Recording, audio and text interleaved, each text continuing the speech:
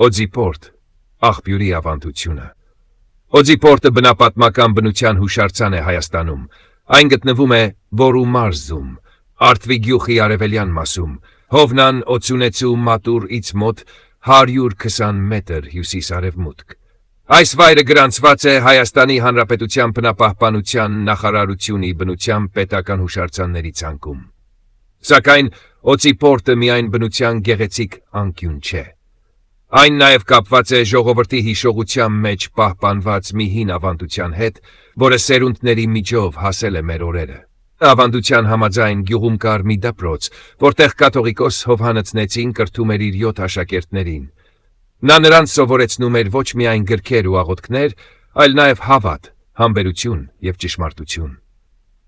Մի օր լեռան լանջին հայտնվում է մի վիշապ, որի արձակած սարսափելի ձայներից շրջակայքը սկսում է քարանալ։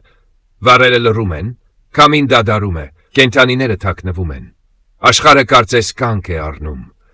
Հովհաննն իր աշակերտներին ուղարկում է պարզելու ինչ է տեղի ունենում այնտեղ։ Նրանք գնում են մեկը մյուսի հետևից, հավատով և խիզախությամբ։ Սակայն ոչ մեկը չի վերադառնում։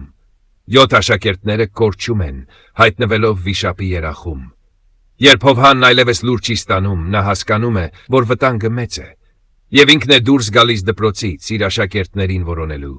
Նա բարձրանում է լեռան լանջով, միայնակ, լուռ, աղոթքով, և այնտեղ տեսնում է հսկա վիշապին, որը պատրաստվում էր ընդունել իր հաջորդ զոհին։ Վիշապի աչքերը կրակ էին, շունչը թույն, մարմինը սարսափ, բայց Հովհաննեցին չի նահանջում։ Նա մոտենում է, բարձրացնում է իր գավազանը, հարվածում վիշապի գլխին և ասում. «Քար դառնաս, աղբյուր բխի քո սրտից, հիվանդի համար դեղ դառնաս»։ Եվ նույն պահին նրա խոսքը կատարվում է։ Վիշապը քարանում է։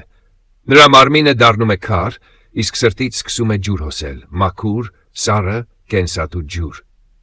Այդ ջուրը դառնում է աղբյուր, որից մարդիկ խմում են և բուժվում։ Մահը վերածվում է կյանքի, չարը բարու։ Այսպես ըստ ավանդության, Օձիպորտը դառնում է ոչ միայն բնական հուշարձան, այլ նաև հոգևոր խորհրդանիշ։ Այն հիշեցնում է, որ հավատը, իմաստությունն ու բարոյական ուժը կարող են հաղթել ամենամեծ վտանգին։